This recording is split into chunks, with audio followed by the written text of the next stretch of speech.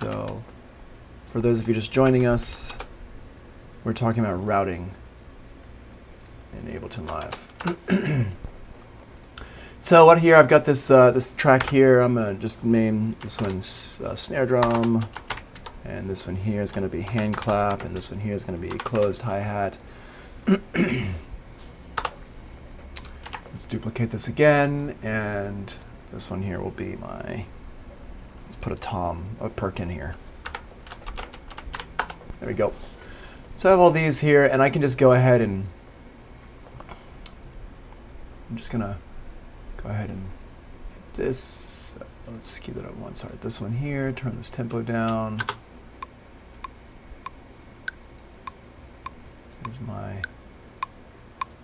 There's that, and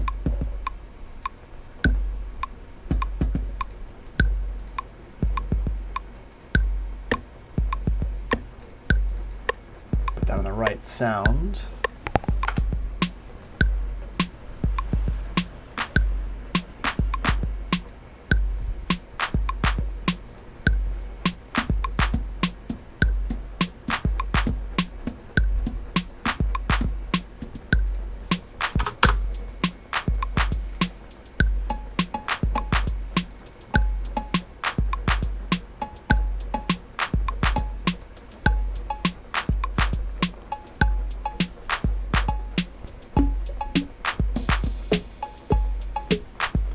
Let's put that one in as well. Let's have another little perk sound.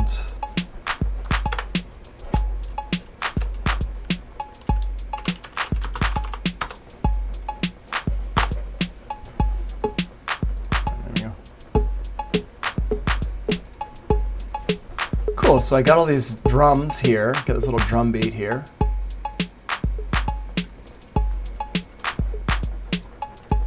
Right, nothing too special yet, just a couple little drum hits. And what I'm going to do is I'm going to take all these drums and I'm going to route them into, I'm going to make them into, I'm going to subgroup them with a drum group. So the way to do that here, let's just make sure it's in the notes here. Yep. So here's how we do it in Ableton Live, subgrouping in Ableton Live. This is the standard mix method, okay? This is nothing special to Ableton Live. This is the way you would do it in Logic and Pro Tools and on a console. It's just I'm showing you the way to do that in Ableton Live right now. And the reason why it's different is because there are no aux tracks. So what you do is you need to make an audio track act like an aux track. That's what you have to do. So we're going to go ahead and create a new audio track. Hit Command T to create a new audio track.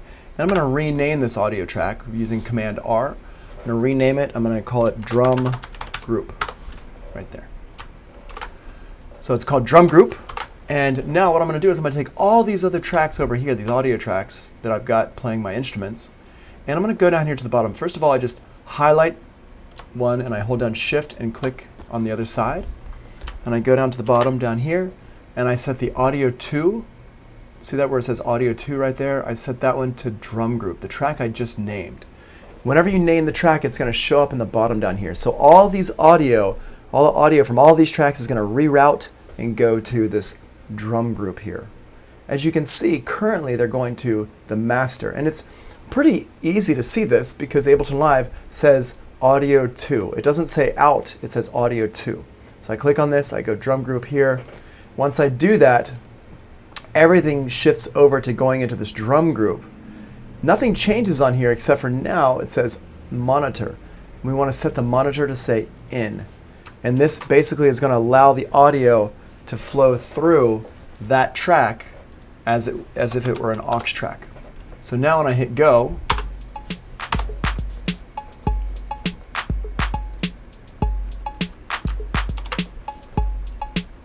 okay, and everything is now flowing through this drum group track. And so now what I can do is I can use this drum group here. I've got a favorite set up over here, and I can just drag this onto the track.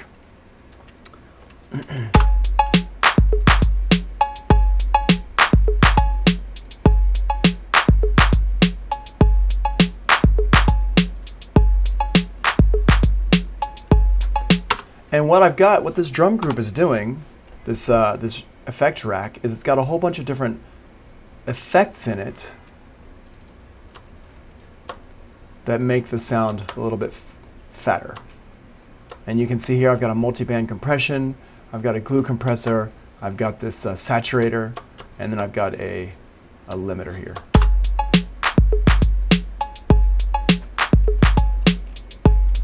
And you can see it's just instant like bigger sound. And this is just using the effects that come with Ableton Live.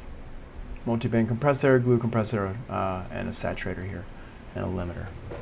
And it's just an effect rack that I set up the other day. But now all my drums are going through it here.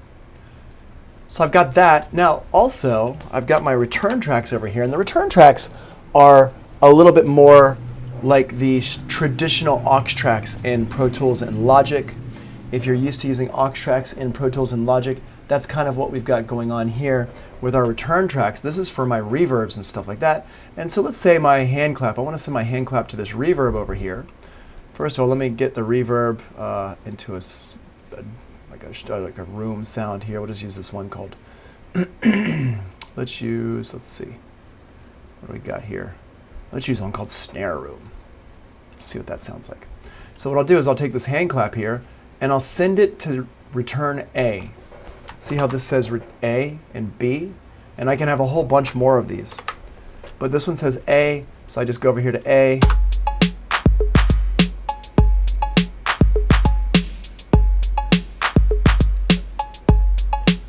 And you can hear, I can put that reverb, I can send these sounds to the reverb.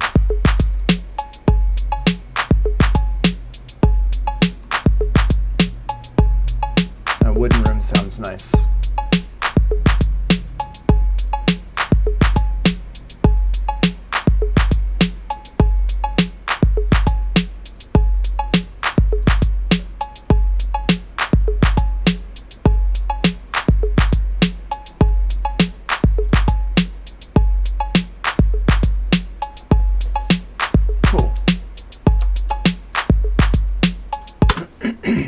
All right, so you can see how I quickly just kind of added these reverbs in. And now what I would do with this is, if you want the reverb to be part of the drum group here, first of all, I'm just going to recolor it here so it's got the same color as my drums.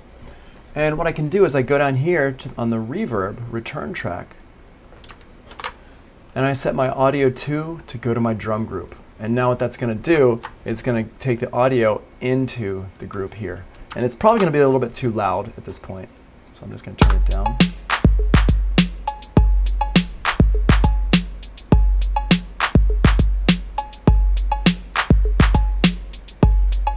Right? So there you go. So you can hear that all fits into here like this.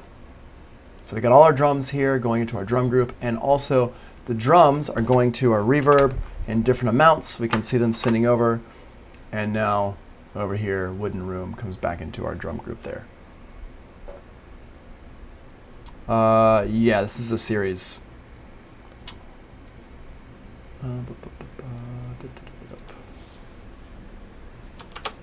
So, so that's what we've got going on here with that right there. Okay. What's the next? And that's all like here, right there. Okay. So just to go over that one more time, let's just check that out one more time. Let's add in another sound and see how we can add in. Let me add in a. The other channels are actually in my YouTube channel. I take everything, I move it over to YouTube rather than keep it here on Twitch. So you can just search for Make Beats New York on YouTube, and you'll be able to find my other videos, all the past videos that I've got. So what I'm going to do here is I'm going to show you all, now I've got this like drum group set up here. All these drums are going to this drum group. What I'm going to do is I'm going to take this, I'm going to make a new audio track here. Command T to make a new audio track. And let's just call this one, I don't know, perk loop. And this, as soon as I put it in here, you can see the audio 2 is just going to my master. So I want to put a percussion loop. Let's get like a little percussion loop to go in here. I picked up a new little thing last night. I have a subscription to Noise. Noise is noiiz.com. and I'll show you all that in just a second. But noise.com is really cool. It's a subscription. It's kind of like, I don't know what a comparison is. I've actually, somebody mentioned they had Arcade, and I downloaded Arcade and I tried it out, and I like it. I don't love it. I had this subscription to Noise, which I do love. There's a lot of really cool loops and stuff, and they constantly are updating it. And basically, you pay a monthly fee, and you can download all the samples you want from there. And there's a ton of samples. So this is one I got last night called One Man Tribe, and let's just go down here and listen to this. Right. So if I pull that in like this, so now I've got this loop in here.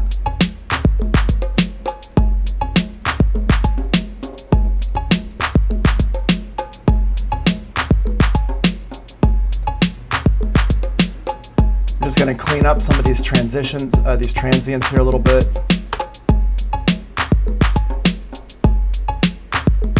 For the most part, they're okay.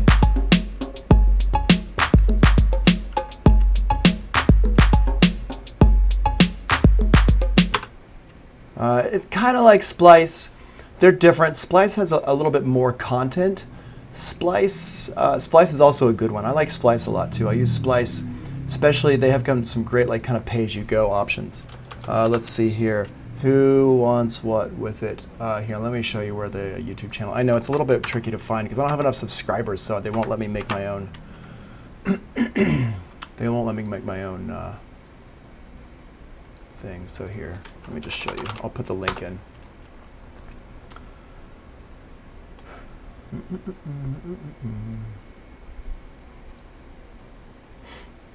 My channel, super annoying that it's hard to find. Make Beats New York. There we go.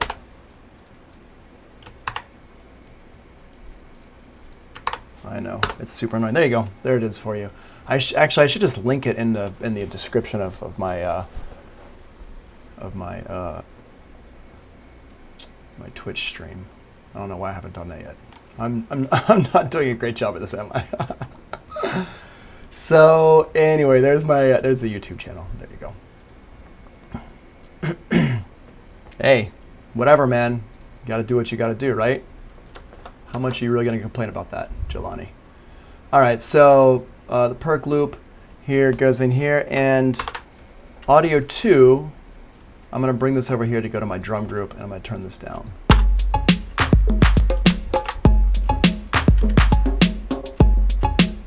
Cool. And you can hear there's some weird artifacts in here. I'm just going to get rid of some of those. And the way you get rid of these artifacts, remember, we talked about this, but I'm just going to go over it again real quick, is that the way you get rid of these artifacts is just go in here and you can see where these transients should be. And most of these are all right, but if I go over here, see there's a transient right here.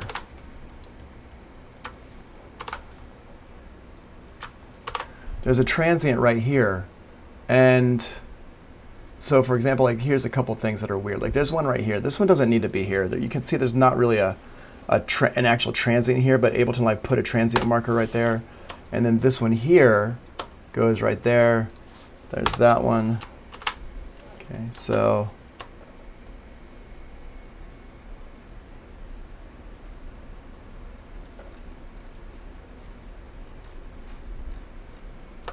over here, boom. All right, and there we go. Just gonna get rid of some of these. All right. There we go. And now you can hear that sounds pretty good.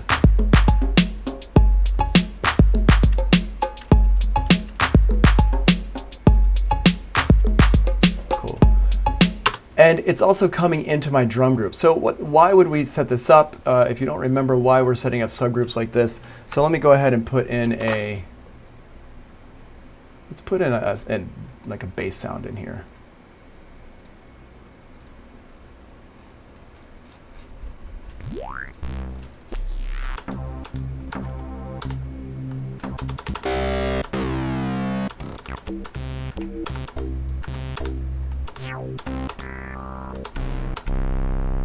grab a bass sound here. Whatever here, this one here is not bad. Let's move that over there. Grab this in here. Rename this real quick, bass. Boom. All right. And now what I'm going to do here is I've got this bass sound. I can just play this.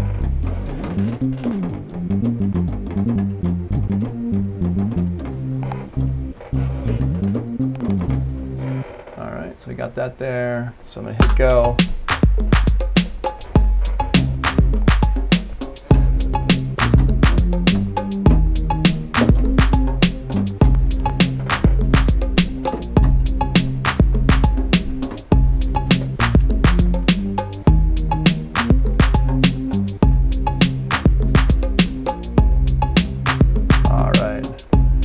Now, the whole point of this is I've got my drum group here, and if I want to go ahead and, like, let's say my relationship between my drum group and my bass is off, I can just grab this here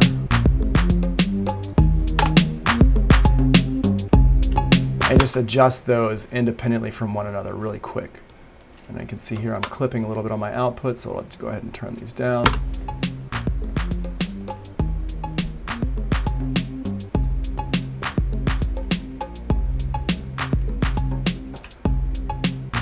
So if my drums are too loud or soft, I can just grab the drums as a whole and just mess with them right there. All right, and there you go. Cool. So that's subgrouping in Ableton Live.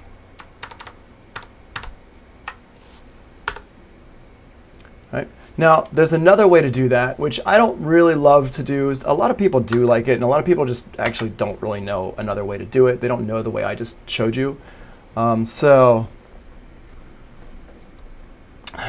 me see. Jason says, back up for a second. Do the sends intercept the audio in? When you brought the sends back to the drum group, how does that signal flow work? Actually, I'm going to talk about that right here in just a second, so let me just hold off on that for just a second, because we're going to talk about the sends and the returns. I've got like a whole thing of that in the notes right here. So we're going to talk about that in just a second. Let me just finish up this last part here, and we'll come back to that, because that's a great question you ask, but I actually have it in the notes. The next part of the notes, it talks about that. Okay, so here. So that's one way to do this. That's the kind of that's the way I do it, and the reason why I recommend to do it like this is a couple of reasons. One is because it keeps it more consistent between all the different DAWs and also between hardware. So if you're bouncing around a lot from Pro Tools to Logic to Ableton Live to FL Studio to hardware, it kind of keeps it easier to do it this way, because this is how like a Mackie board works. This is how the SSL works. It's how a Neve works. The way I'm going to show you now is more of a software way to do it. Now, I also want to point out though that Pro Tools finally added this feature in. It's what they call, Pro Tools and Logic call it like folders, and Logic calls it track stacks as well, and they've got like two different names for it. Ableton Live calls it groups. And so what I did was I just deleted my audio track that I had, the subgroup track here. I'm just going to set that back to master. So now all these tracks are going to the master here. These are all going to the master again. And what I'm going to do is I'm going to highlight them all by holding down Shift. And I'm going to hit Command G. And when I hit Command G, it's going to group all those tracks together. Remember we talked about instrument groups, instrument racks and effects racks and the drum racks yesterday, and the way you create an instrument rack or an effect rack is you highlight the different stuff and you hit Command G. Well, what we're doing here is the same thing. You're going to hit Command G. It's the same command, but what it does is it's going to group those tracks together, and it's going to put those tracks into this group right over here. And now I can just rename this one drum group, what I had before, and you can see all the tracks down here across the bottom. They all say Audio 2 drum group, Audio 2 drum group, Audio 2 drum group, Audio 2 drum group. So they all say that. They're all going to this group right here. Okay. and they're all going in here. And the only problem with this is that, and the reason why I don't use another reason why I don't use this is because this one here, my reverb, I can't send this to go to the drum group over here. So I don't have total control of my groups. And if you know, like if you've been paying attention to me, I like to have a lot of control over the things in my session. So this way doesn't give me control, it doesn't allow me to send my reverb into my group. As far as I know, there's no way to do it, unfortunately. It's kind of this weird thing. The groups in Ableton Live have always been a little bit, they've been a little bit lacking. In Live 9, you couldn't have a group inside of a group. In Live 10, now you can have groups inside of groups, but you still can't send your reverbs and stuff to the groups. So I don't really do it like this, but the ending up, it would sound, within the group, it would sound basically the same. So I'm going to go ahead and ungroup this, which is Command-Shift-G, and I'm going to go ahead and put these back to my old way that I was doing it before.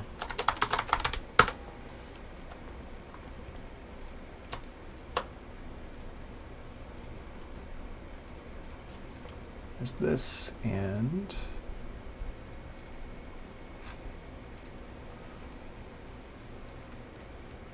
boom. Drag that on there. There we go. Cool. Just make sure okay, we're missing that reverb. There we go. Send you to the drum group. Cool. All right. All right, so that's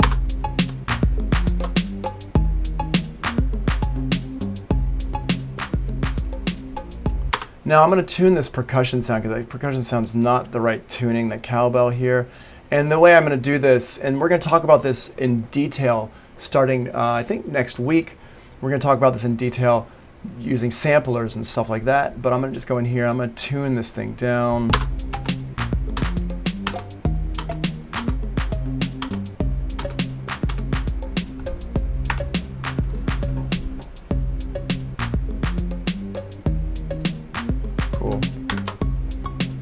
Can have it be higher or lower. Let's do it lower. And now you can hear that sounds a lot better. If you know, it's really important that you tune your drums, and a lot of people don't really pay attention to this. And this is one of the things that makes a difference between an amazing producer and a pretty good producer. That tuning of the drums, it brings all the frequencies in line and just makes it sound tighter. Tune your kick drum. Although I do have some friends who are doing really, really well who don't really tune their kick drum. They tune everything else around it, though. So be aware of that, especially these higher frequencies, percussion and bongos and things like that. All right, so that one now needs to be tuned with this one.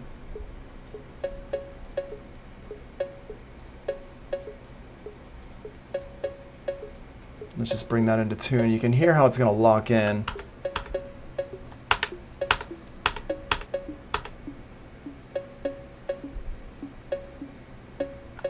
Right? And I can put, yeah. Sounds much better now.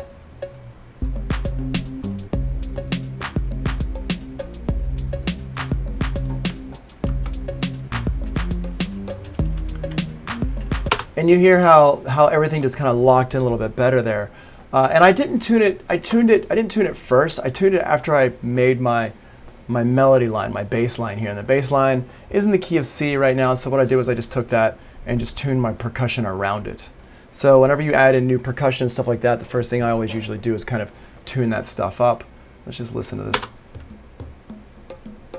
And I could even tune this one here if I wanted to.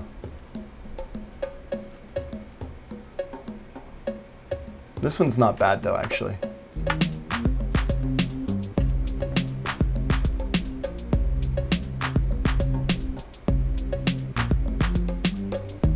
Cool. Now, one thing more before we're going to come back to what Jason had said earlier about the routing and stuff like that. But before we do, I just want to, real quick, I just want to tighten up these drums a little bit. They're a little bit all over the place, which is fine. But I just want to, the reason why I'm doing this is just to show you how you can tighten things up if you wanted to tighten them up. So what I'm going to do is kind of zoom in on these and move them around. See how this one's a little bit off here? I'm just going to move it over so it's on. And this is something that Ableton Live actually does, which is super annoying. It doesn't actually, it kind of messes up where the transients are sometimes. So what you can hit is you can hit Option arrow key and move this around here. Boom, boom, boom, boom, boom. There we go, Option arrow to the right.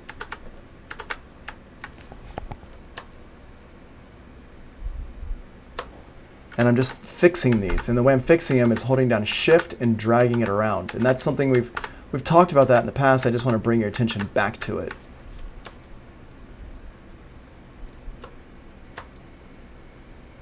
That's how you can go through and kind of fix these. And it's important that you do fix these, especially if you're like, you love the loop and you really want the loop to sit in your song correctly. You kind of do have to go through and mess with these. And you might be saying, wow, Tony, that's a lot of work.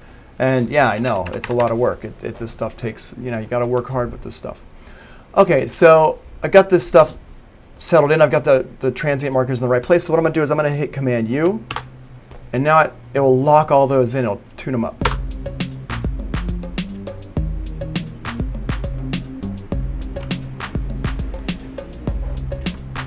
Now, a couple things you'll notice with this. One, it's super, super tight. Two, it's probably a little bit too tight. We've basically retracted the human, this guy's performance out of it. So I'm not saying you necessarily should do this. I'm just saying this is how you do it. This is how you do it. So that's kind of my point here, is not that you should be doing it necessarily, but if you want to do it, I want you to know how to do it. So that's how we can get that going right there. All right. So we got that. Let me just, I'm going to undo that. Let's see. I like it a little bit off.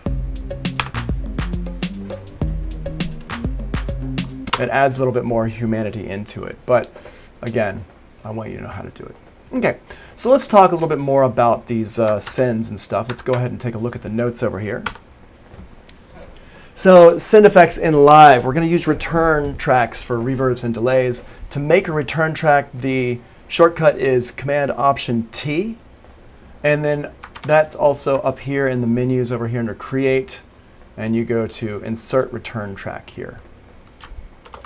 Right there. Okay, so Insert Return Track, Command-Option-T is the shortcut for that. So if I want to make a new return track, I can just, it doesn't matter where you're clicked, I can just hit Command-Option-T, and it creates a new return track right over here. Boom, it says return.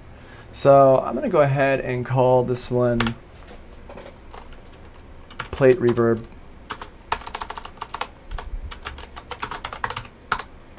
There we go. So there's my plate reverb. Now, a couple things. One, you'll see that it's called, these are automatically have a letter next to them, A, B. And you can have a whole bunch of, you can have a whole bunch of return tracks.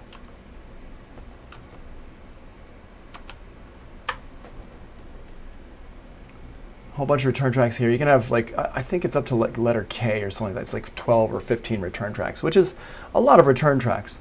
And to delete them, you just highlight them and hit delete to delete them. So I got these here, and every time I add a new return track in, it adds a new little send down here on the bottom. Okay. Don't forget over here on the lower right-hand corner, we can hide or display these different parts by clicking on these little letters over here: I/O, send, return, mix, delay, compensation, and then crossfade here.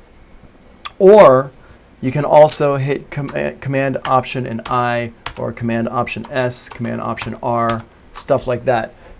Whatever you want to hide or display. So when I get a whole bunch of stuff on my screen, I don't always show my sends or my I/O. If I'm like not routing stuff around, I usually don't show my I/O. I usually do like to keep my sends up here so I can see my sends and see what they're doing. Now, the other thing about these sends is that over here, they're only labeled, let me just go down here in the bottom. If we look up here at the top, they're labeled A, B, C, A, B, C, A, B, C, A, B, C, like that, right? Well, A, B, C doesn't really mean much to us. If you want to know what the name is of the track, if you named that return track, if you look down in the bottom left-hand corner over here, you can see when I mouse over it, it shows me the name of the track. So see how it says A, B, and C. It shows me the name of the track, and it also shows me how much I'm sending to it right now. It shows me like the number of what I'm sending over to it. Okay, so that's how you can see if you forget like what your tracks are, what's on A, B, or C. You can just look down the bottom left-hand corner, and you can tell, and it shows you it right there. So I've got this one called plate reverb. Let's go ahead. I'm going to go ahead and load up a plate reverb into it. What I'm going to use for this is I'm going to use a Max for Live plugin. If for those of you who have Live Suite, and the one I'm going to use is the Convolution Reverb Pro. I'm a big fan of this one here, and I'm just going to drag it in here onto my plate reverb. This one comes with Live Suite. It's a convolution reverb, which is basically a reverb sampler. It's pretty cool. So I'm going to go down here to boom, Real Places, and go to Plates. Let's go to Plates Real. These are basically samples of real plates, and we'll grab that one there. And instead of having all these going to, I'm going to turn this one off. Let's listen to all these with the snare drum going to that plate. So I'm just going to turn up basically the same levels. And I'm going to bring this one back to my drum group as well and turn it down a little bit.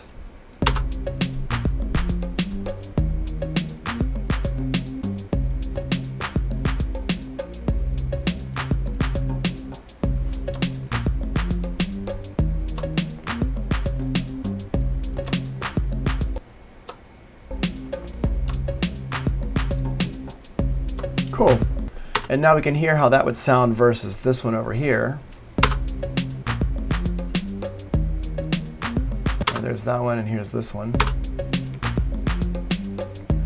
And I can pull in a different plate down here in my convolution reverb. Let's say we want it to be a little bit longer, because that room reverb is a bit longer. So let's go over here to 2 seconds and just see what that sounds like. Wow, that's way too far, right? So let's see what the Swede plate for 1 second sounds like. All right, that's pretty cool. I'm going to adjust the levels here.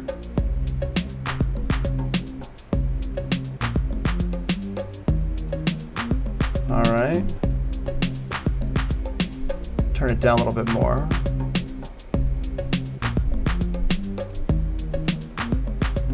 Turn my length down a little bit.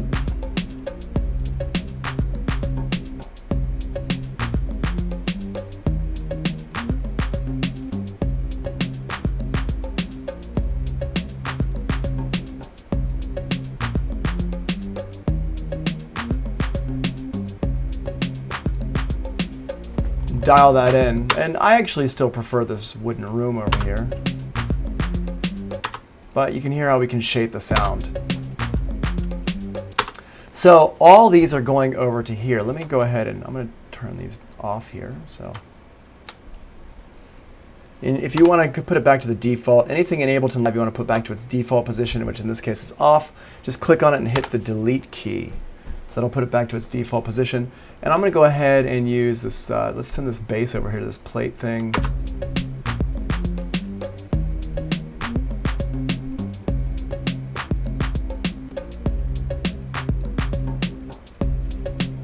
And one of the cool things with Convolution Reverb Pro is you have all these like interesting different sounds in here, interesting things they've sampled.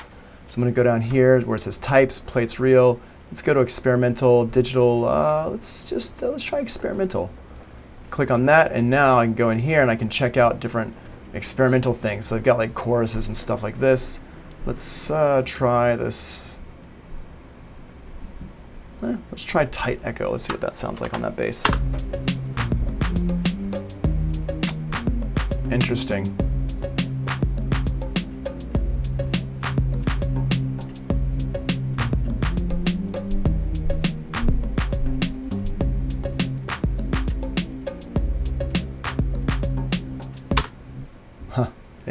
Get some really interesting little effects going on there. I mean, the bass is a pretty dark bass, so you're not really hearing a whole lot of it, but Yeah, there you go. So that's that part there. Let's go ahead and run the claps into a delay. And I'm going to use the delay that comes with Ableton Live. Go over here to my audio effects and find delay. Yeah, delay. Drag that onto the return track here. And now send that over. Actually, hold on, let's put on the snare drum. There we go.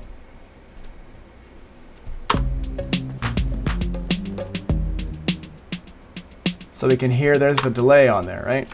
And let's just make sure we're still. Return tracks label ABCD for return track with the send knob on each audio meter track. Yep, cool. There you go. Yep, talks about all the stuff I just talked about. Return tracks. Okay, so here's the important part here that I want to show you is that I've got my snare drum here going over to the wooden room, and let's say I also want to put a bit of a delay on it. So I'm going to put this delay on it, and I'm going to put an 8th note delay.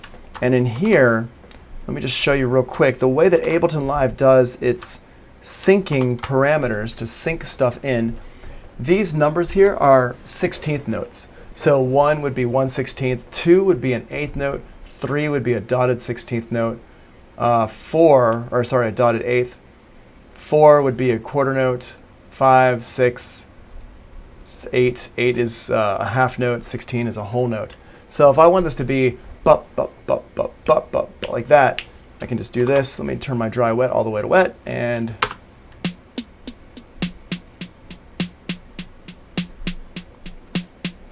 all right, I'm going to put a filter on it.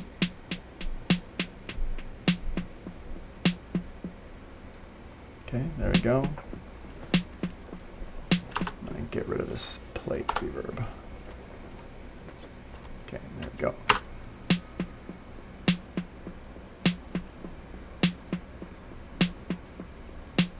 Cool. Okay. So you can hear and you can see how that, if I change this up, you can hear the different rhythms. And right now they're kind of synced together. So what I can do is I can turn this off.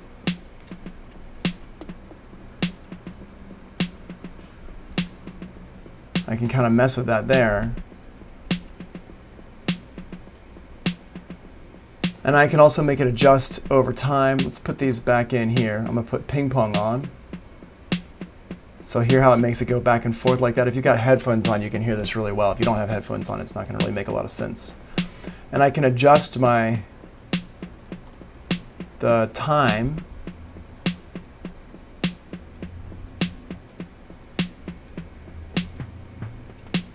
You can do some really weird stuff with this. Or I can make it adjust my filter.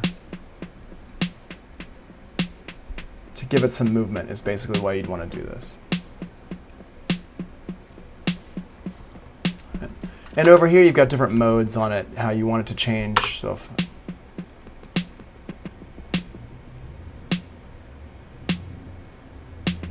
make it sound really weird.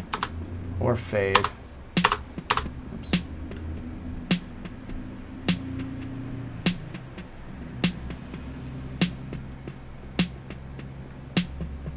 Alright, you can get some cool sounds. They all sound pretty different. Alright.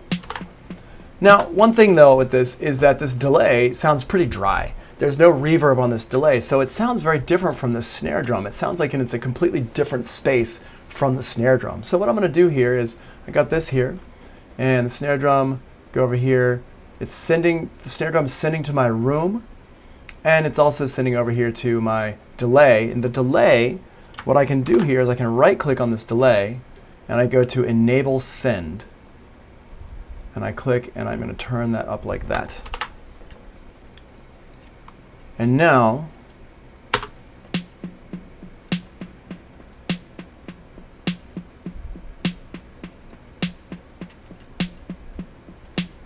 we can hear this nice little reverb on it. Johan says, it sounds really dope, didn't know delay got that deep.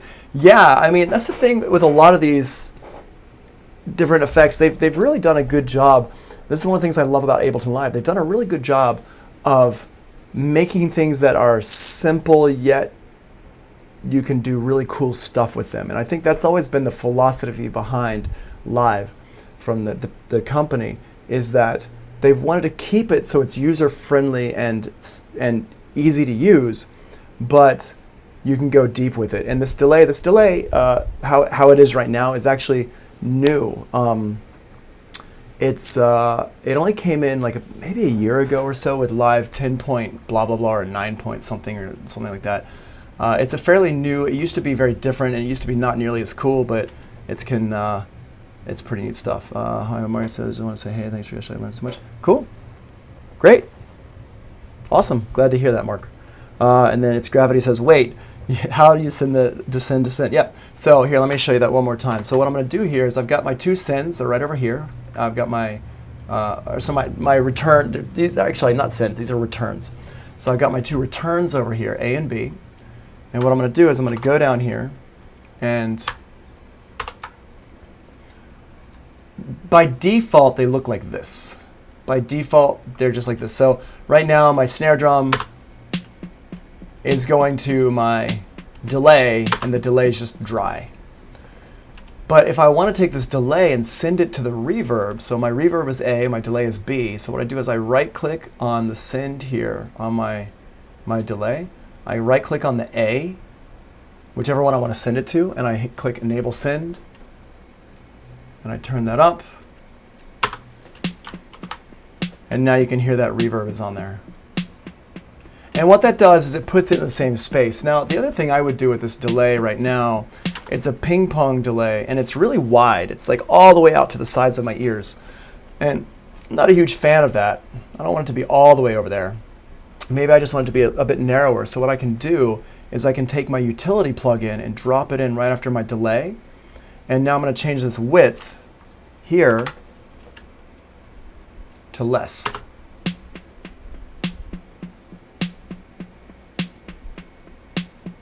And see how that's like not quite as up on your left and the right. That's all the way. Turn that down a little bit, just a little bit, so it's not quite as far out to the sides. Yeah. And now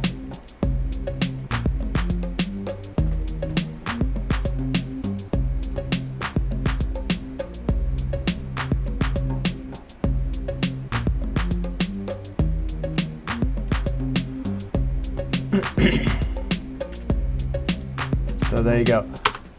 Is 200, you're talking about the width here? 200, let's hear it. I don't know, it's a good question.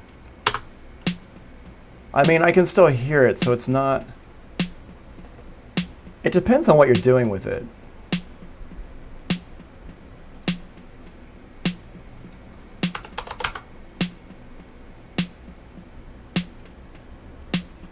I mean, it sounds like 400 has come back around.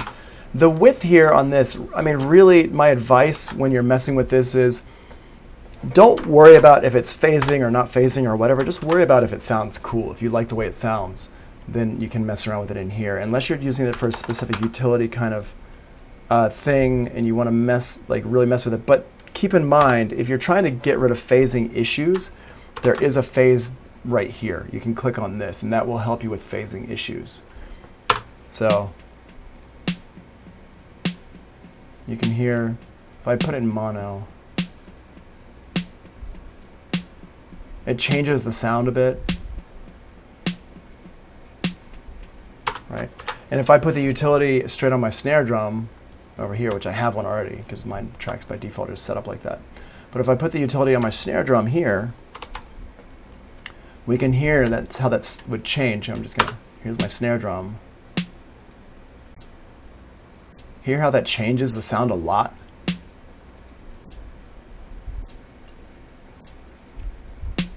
Right, and it kind of like eradicated that reverb for some reason. That's weird. I don't know if that's a glitch or not. It shouldn't have gotten rid of the reverb entirely. But basically, that's where you would, if you're trying to fix phasing issues, you'd put the utility on here and fix the phasing issues with the utility. Would be my advice there. All right, so have this. We took care of that. Talked about that. Let's put these back in. Utility. Okay. So.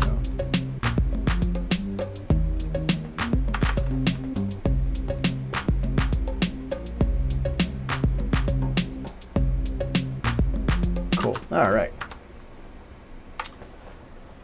What else we got? So just real quick. Who was it who was asking for? Oh, Jason. Jason, did that help answer your question about the returns and the routing of the returns and stuff like that? Basically, returns are just like normal tracks. It's just you can they're set up like sends, like kind of like a busing situation, but you can don't forget that you can still route the audio from return tracks. That's a lot of people kind of forget that. So just be aware that that's a thing that you can do. All right. One thing to keep in mind though, if you are messing around with your audio out, you think you got it? Okay, cool. We can. If you have any other questions, talk to me about it in Zoom. So the return tracks, just one thing, when you are using the sends on a return track, be careful you don't send it to itself. Because if you send it to itself, you're going to get a feedback loop. And that could be fine, but it could also be horrible. So just be aware of that feedback loops are not our friend often. They are our friends sometimes. Feedback is cool until it's not. So just be aware of that. Yeah, so let's see here. What else we got?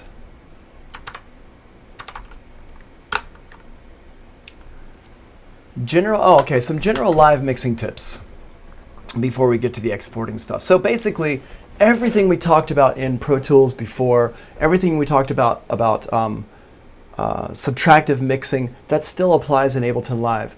Always make sure you build your mix from the bottom up. You start with your drums and your bass, and then pull everything else in on top of that. Make sure you keep that foundation really solid. That's super, super important. That's a general mix thing. That has nothing to do with Pro Tools or Logic or Ableton Live or whatever. That's just general mix. These things I'm talking about now are specific mix things. Okay, so yeah, Johan, you're talking about the feedback thing. Yeah, it could totally be dangerous. Yeah, and we could talk about creating feedback loops next week, because we're going to talk about some fun things next week that are not like just basics of stuff. We're going to get into some deeper stuff next week, and I think next week, no, not next week, the week after next. And one of those can be feedback loops, because feedback loops are dope, like I said, until they're not. So over here, okay, so down here, I want to draw your attention down here to my faders. Now, sometimes you want to see more faders, so you can just click and drag your fader up like this. And I can click and drag it down as well. So if I want to see these numbers, I can see the numbers. If I don't have to. I think by default, it starts off like right here. I have mine set up so when I add a new track, it starts off, when I open up a new session, it starts right here like this. What these two numbers are that we're looking at here, this one is our level, shows our level here. And this one here is the peak. So if I click on this, you can see it's peaking at -15. It's peaking at -15. If I adjust this level,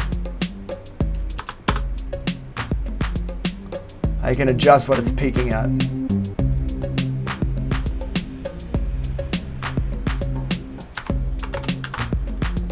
Okay, so that's what those numbers are right there. I made a feedback loop on the Mac keyboard and scared myself.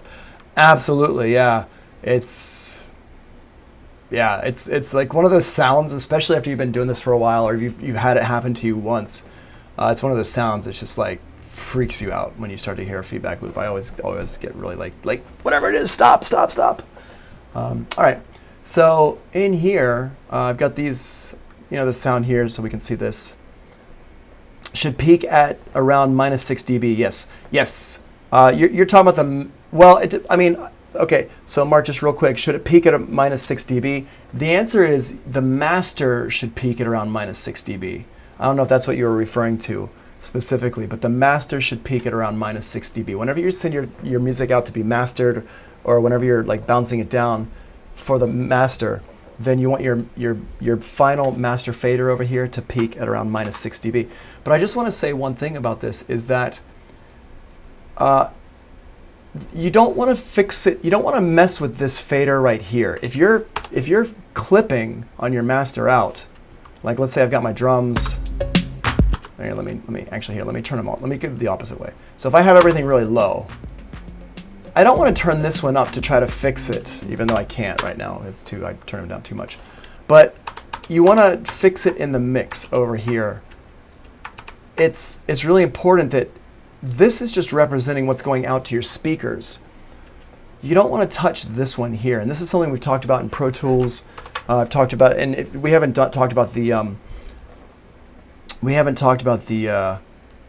Audient or anything like that. But hold on one second. We haven't talked about the Audient or the O2R yet, but when we do talk about those in class, you're going to notice that I talk about, like, don't move that master fader. Same thing with Pro Tools. Put your master fader on there, but don't move the master fader. The master fader is to show you what's happening. And if you're clipping, you have to fix it in the mix, not on the master fader. Don't mess with the master fader. I had a friend who's a pretty well-known producer in the dance music scene, and pretty well, I mean, he's very well-known. And for a while, he was doing everything, like he would always adjust that master fader, and I was finally like, dude, you should stop adjusting that. And it was working for him. But then, and he was like kind of pushing back against me. I was like, okay, fine, whatever. It works for you, so keep doing what you're doing. And then later on, he finally came back to me. He's like, actually, yeah, once I started adjusting my mix, it kind of opened up the higher frequencies. It opened up the dynamic range and stuff a bit better. So you don't really, because, you know, what you got to understand is that if you're clipping the master fader and then you pull the master fader down, that's your software is accounting for that clipping and pulling it down. So it's still compressing, it's still doing something to the sound that you don't want it to do. But if you have a good mix and you're not clipping the output, that's all that nice dynamic range and headroom and everything is still not being messed with in there.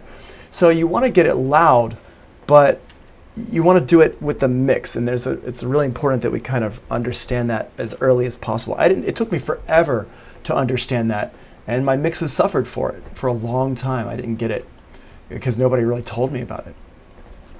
So yeah, so have everything peaking around minus 6 dB. I'm not worried about it right now. When I'm like working on my beats and my music, I don't worry about where my master fader is. I don't start to pay attention to that until I get into the mix phase of everything, until I'm really like, okay, the song is done, it's there, now I'm in the mix phase of stuff.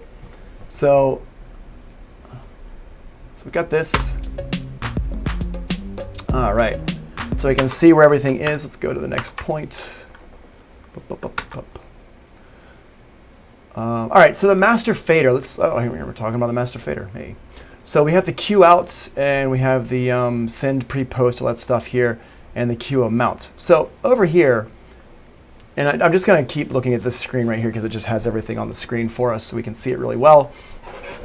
The Q out is this part up here, and I can change that. And basically what that's doing is if you have an audio interface that has a separate headphone output, if you are DJing with Ableton Live, and I do know some people who DJ with Ableton Live, and you want to hear the next track before it comes out, before you play it, you can use your headphones to cue it. And that's a DJ, it's like DJ terminology. So you would set this, instead of saying 1 and 2, you would set it to like output 3 and 4. But only if your audio interface supports that. So if you're using your headphone jack on your computer as your main output, you can't change that Q out. It's just going to say 1 and 2, and that's all. But if I go look at mine, for example, I go over here to my Q out. Let's see, I can probably configure this. Let's see. Yeah. So I have multiple outputs here on my audio interface. So I could have my Q out here. I could have my Q out set to outputs 3 and 4 if I wanted to. And that way, if I if I want to do some changes in here, like the solo button, instead of being a solo button, it can be a Q button. Like here, if I click on this, now, see this where it says solo? I can change that to Q. So when I click on one of these like little headphone buttons, the solo button changed to the headphone button, it's gonna play that track out of the Q, not out of the, like this isn't gonna matter anymore. If I pull this all the way down, I'm gonna hear it out of my Q and not out of my main mix. Again, this is really just a DJ thing. So if you're not DJing with Ableton Live, you're probably never gonna push that button. Like there's no reason to push that button. I really never set my Q out to anything other than 1 and 2. So there's not really a reason to do this unless you are DJing with it. So that's what this says here. You can set your headphone out separate from your main out, depending on your audio interface. It's needed when you're DJing, and that's it. Over here where it says sends, you can send your pre-post faders based on the return track, not based on the sending track. And this is what's different from Pro Tools or Logic. In Pro Tools and Logic, your sends for your buses, you can have a pre or a post on the output. But here, if I want to have my A be set for pre, it's all going to be pre. Everything that's going to A is going to be pre-fader. This is really only for using your sends for a headphone mix. And this is where Ableton Live and Pro Tools get really different as far as how they treat these sends. This pre and post thing here is a very different thing. So again, I don't really ever use pre-fader in Ableton Live, but I'm also not doing headphone mixes for like musicians ever.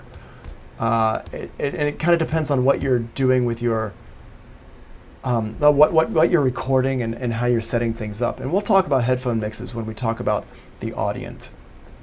We're going to get deep into that stuff.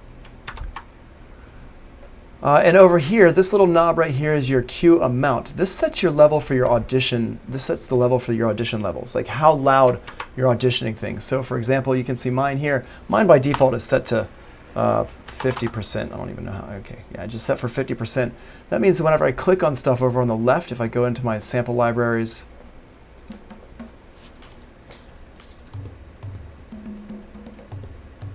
right, if I want that to be louder or softer, I can turn it up over here, right, or I can turn it down. So if I want to audition stuff with my music is playing, so if I play my music, I can play this here. And I can make it louder or softer.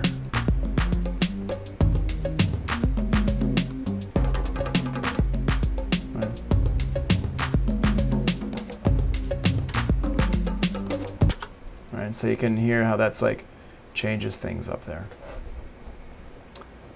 I'm going to, actually I kind of like that loop. Let's throw that loop in here. So I'm just going to drag it in, put that right there, and change this to my drum group. Turn the volume down on it.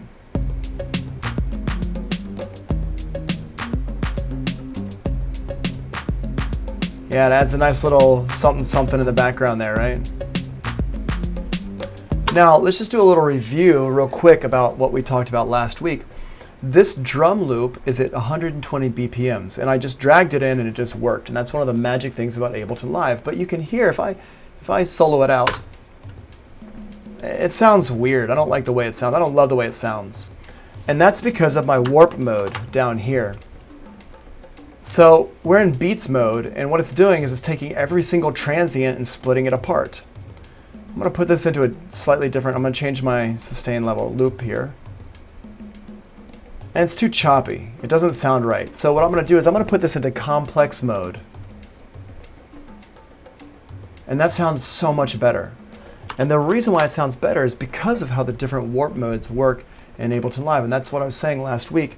It's so important that you kind of mess with these warp modes and you understand the warp modes. Because if you don't, you would just leave it at beats mode and it would sound weird forever. And people would be like, why does that sound weird? I don't know. Right? So here now it sounds nice and smooth. Right? If I put it back in beats mode, that sounds weird.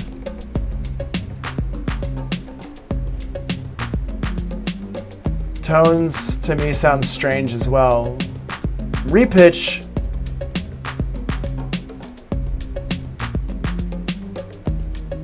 That doesn't sound bad, but it's going to change the pitch, which you may not want. And Complex Pro. I prefer Complex.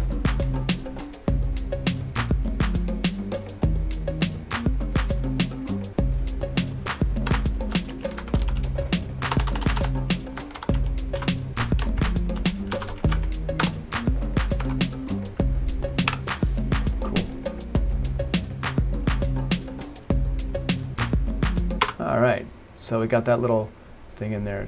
Sounds pretty cool. So let's see what else we got here. All right, so let's talk about freeze and flatten tracks.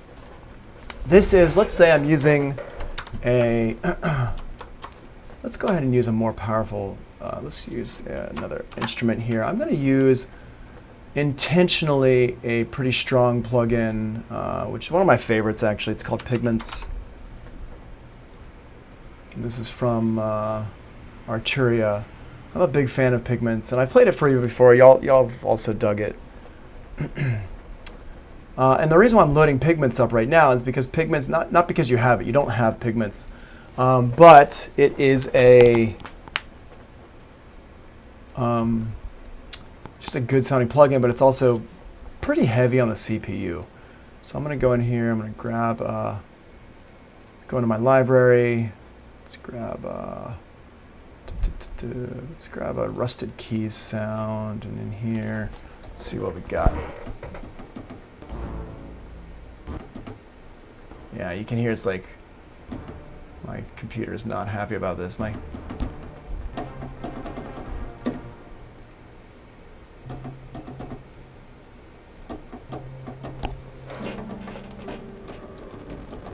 Right, you can hear my computer's not happy about this at all. You can see it's over here 100% right now. And the reason why is not because my computer's a piece of junk. It's because I've got like a million things going on. And OBS especially, I'm recording, I'm broadcasting. Oh, I've got here, let's turn off Spotify. I've also got Luna Display, which I think uses up some of this processor power on the computer. I've got like a bunch of things going on. Firefox, which I've realized eats a lot of my processor on my computer. When I'm producing music, I actually don't have any of the stuff turned on. I always keep it turned off. I'm going to go over here to my buffer size and just set that to 512. Make it harder to play, but at least we'll be able to get through it. So I'm just going to record something real quick. Yeah, I know, it's crazy, right? I'm going to go in here and just call this one keys. So here's this here. Let's go in here.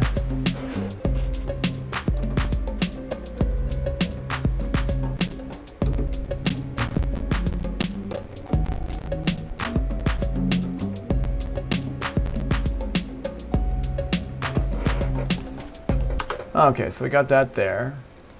That's interesting though, my bass is out of tune. Wow, that's really out of tune. That's fun, I'm playing a completely different key. All right, so I got this here. Let's go ahead and just like put this over here like this and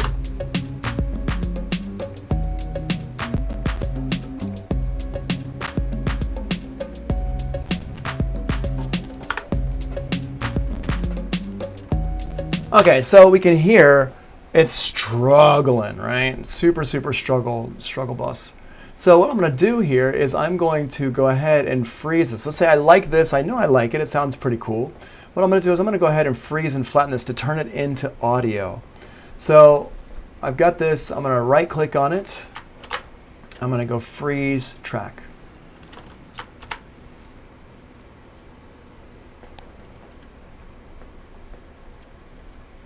And now it froze it, so now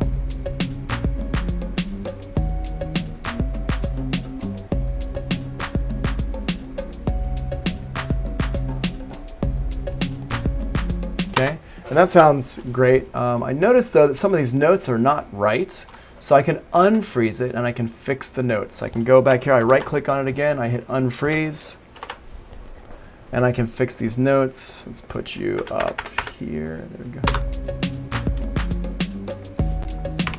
Awesome. I'm going to go ahead and crop this so it doesn't have all this extra stuff in the beginning. Cool. There we go. All right, so I got that there. I like it. It sounds pretty cool. I'm happy with this melody line. So I'm going to go ahead and right click and go freeze again.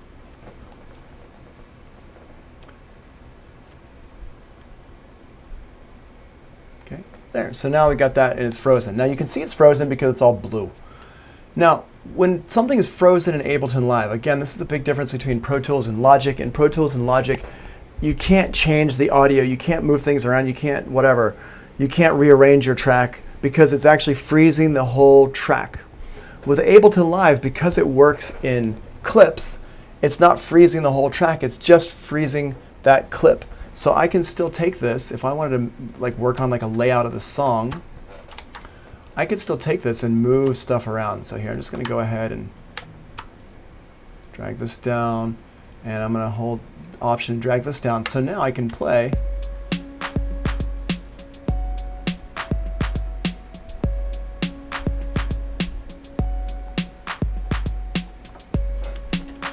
Right, and I can start, you know, messing with stuff and making a little song out here.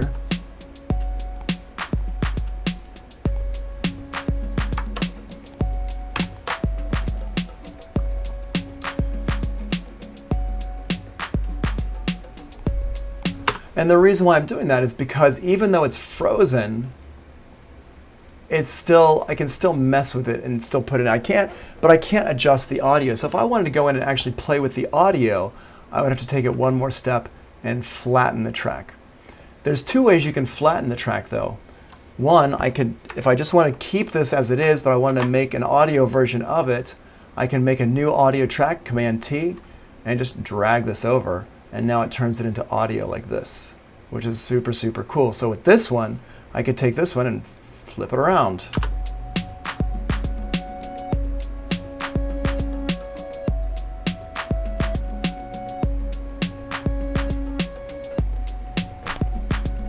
I maybe start it right here.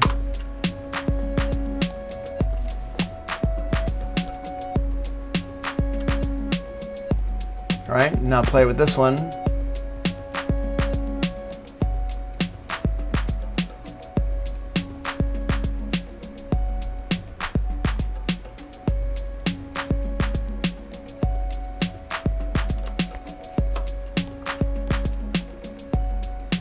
And you hear how like instantly cooler that sounds. And I didn't even do anything except for just take this frozen MIDI line here and just drag it in here and flip it around backwards.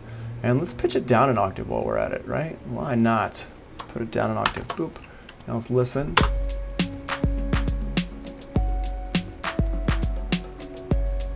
Yeah. Super cool, right? Yeah. So,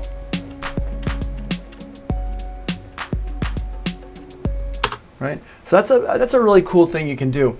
Now, the question comes up, why would you keep this frozen instead of just turning into audio right here? And I usually do turn stuff straight into audio, but one reason you might keep this frozen instead of turning into audio is because if later on you want to go back and mess with the audio, the MIDI parts, you can always unfreeze it from this point.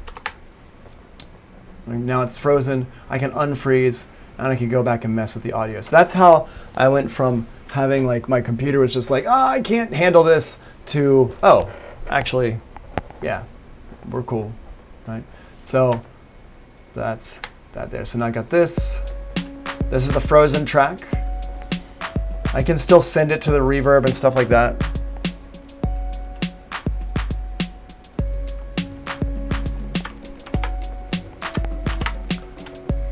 Now let's make another reverb. And what I'm going to do is I'm going to show you this free reverb I just got the other day. Remember I talked about this from Valhalla, which is awesome. I put that up yesterday, the Valhalla Supermassive.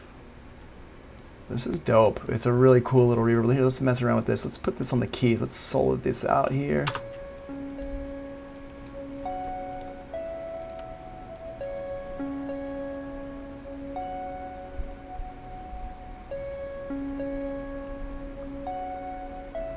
Let's put this on synth.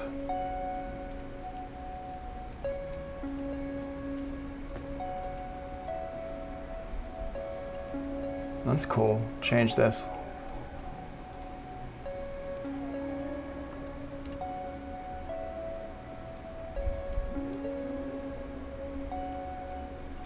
Huh. How cool does that sound, right? That's such a smooth sounding effect, and it's free. So if you don't pick it up, I can't help you. Like I can't help you if you don't get that. All right, so let me just show you something really cool since here before we get to exporting. Let's say I love that sound, which I do. I think that sound is super dope. How would I capture that sound from the Valhalla Super Massive? So here's what I would do. I'd go in here, I'd make a new audio track. And let's call this one Super Massive Bounce. So I'm calling it Super Massive Bounce. Here, I can make that a little bit bigger there. I can widen it out. And what I'm going to do is I'm just going to go down here and go audio from. I'm going to go all the way down to, oh, it's off the bottom. It's off the bottom of the screen. Hold on a second. Hold on. There we go. Let's make it so it's not off the bottom of the screen. Audio from my Supermassive, letter C right here. And I'm going to grab it post effects. And we talked about this last week, but this is just me reminding you. Now I'm just going to go in here. I'm going to say, let's put it at 8th note, hit record.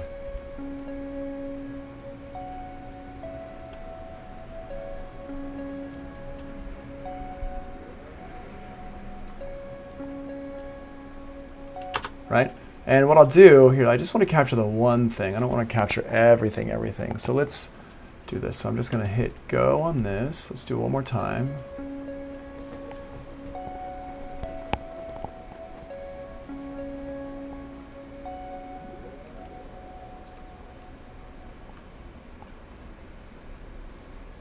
Right? How cool does that sound? Sounds pretty dope. Okay. So now what I'm going to do is I'm going to take this, and it's very quiet because the Supermassive is not super loud, but that's okay. So we're going to go over here. We're going to solo this out. Let's listen to it with this one here.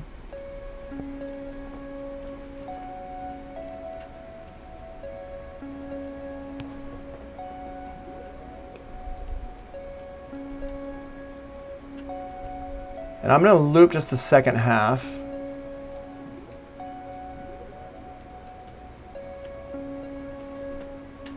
Actually, you know what I want to do? I want to take that and make it a little bit more tailored. So I'm going to drag and drop it into my other screen. And this is how, if everybody's wondering, like, how do you edit stuff? How do you edit audio tracks in Ableton Live? This is how you do it. So let me do it a little more time. Okay, so I got this here. And turn you off so you're not doing that anymore. Okay, so I have this. So I just copied and pasted it into this window here. And see how it's grayed out. That's because it's playing everything from the other side over there. Well, if I wanted to play this track, I click on this little arrow button right here. Click it, hit go.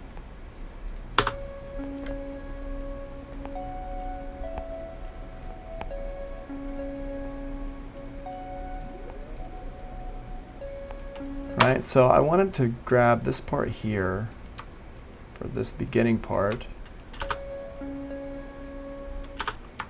Let's do, hold on. That's fine, I guess. Then what I wanted to do,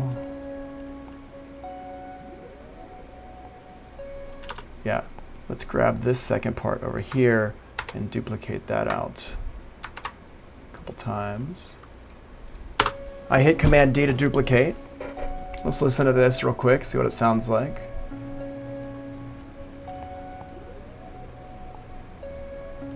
Nice. And now what I can do is I can crossfade these like this. Why did you not? Let's see.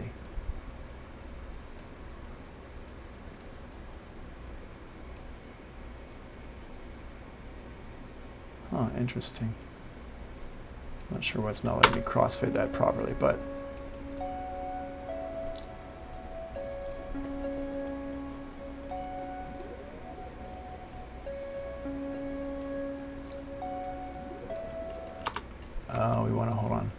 do? I did that wrong. Wait. And you kind of, you get to play with this a little bit to figure it out to make sure. This one. And then grab this from over here. That's what I want to do. And then this one. There we go. That should be right.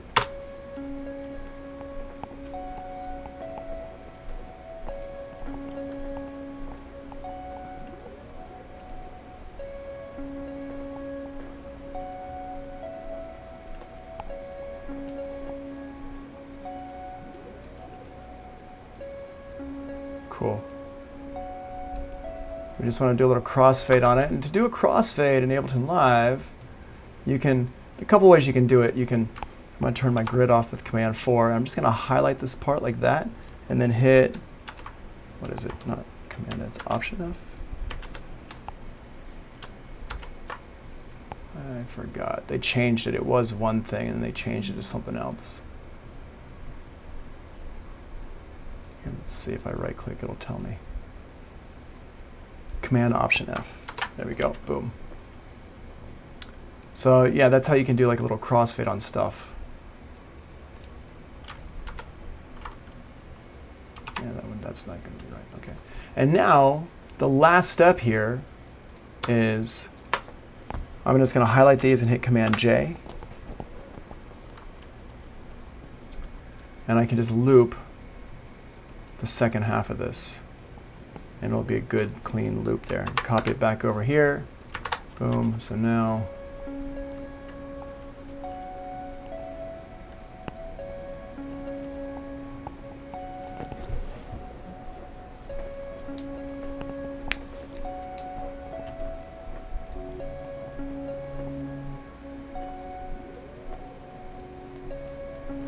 and if you want this to be louder, just turn it up over here.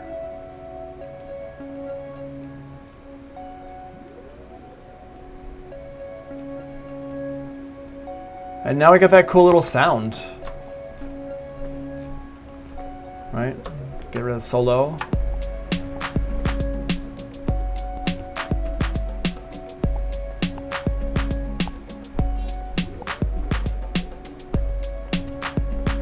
Right? Super cool little thing that we got going there. So anyway, that supermassive effect is dope. And that's how you would record it and mess with it a little bit. So just wanted to show y'all quickly how to do that. We're getting into sampling stuff now, but that's the thing, is Ableton Live is very much like a sampling type of DAW. All right, let me just save this really quick.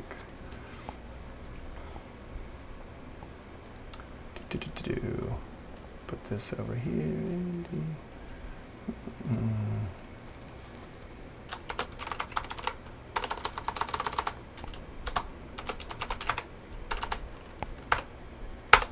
All right.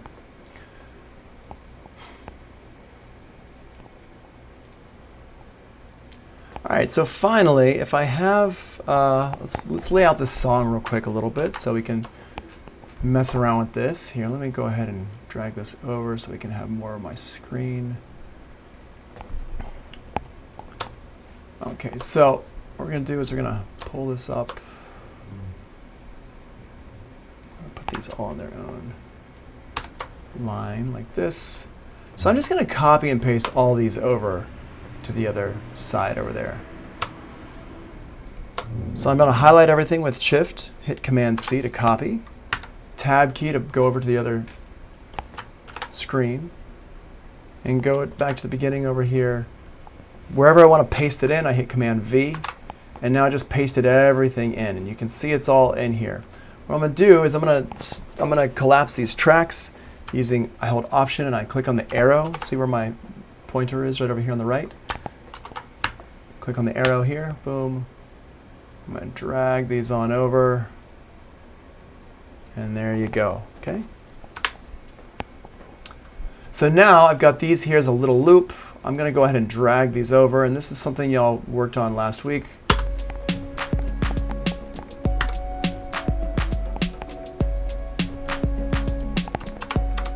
And as it goes, I'm just going to put other sounds in here and kind of full it out.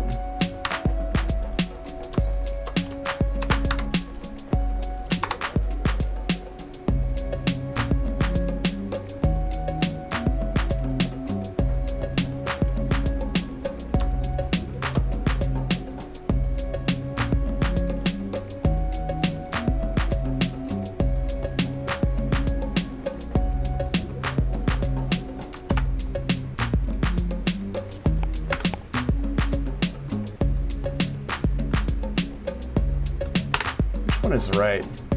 I hate wearing headphones because I can never hear the frequencies correctly.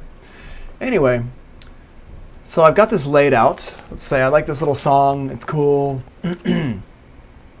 Well, now it's time to export this as a song. All right. So exporting in Live, bouncing it out is very similar to Pro Tools and Logic. I'm just going to highlight the part I want to bounce out. And you can go to File, Export, or you can use Command-Shift-R. And in here,